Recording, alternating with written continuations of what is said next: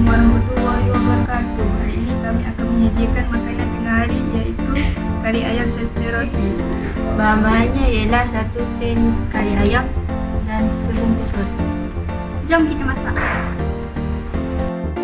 Mula-mula kita sediakan kayu api.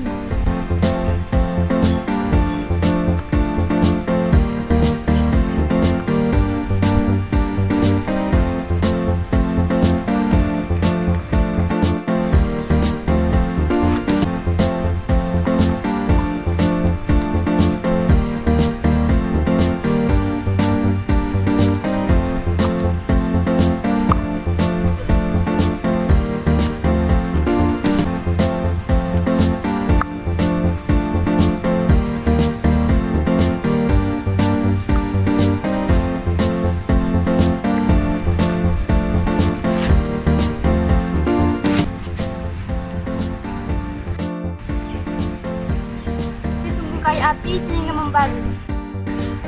Baiklah, api sudah marak menyala. Kita letakkan di atas api.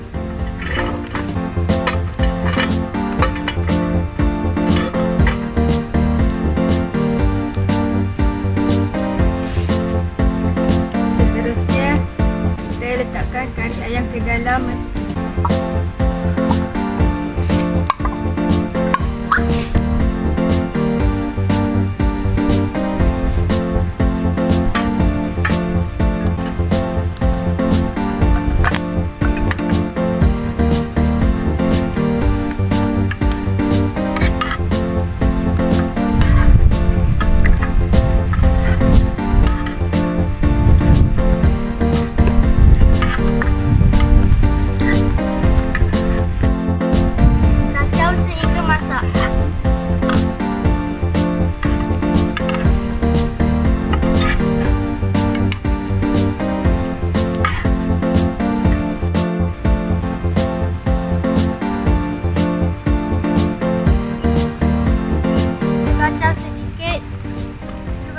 Menggelegak.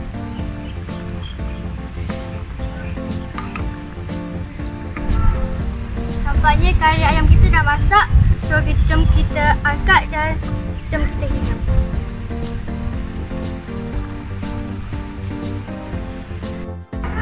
Kita tuangkan kari ayam ke dalam mangkuk.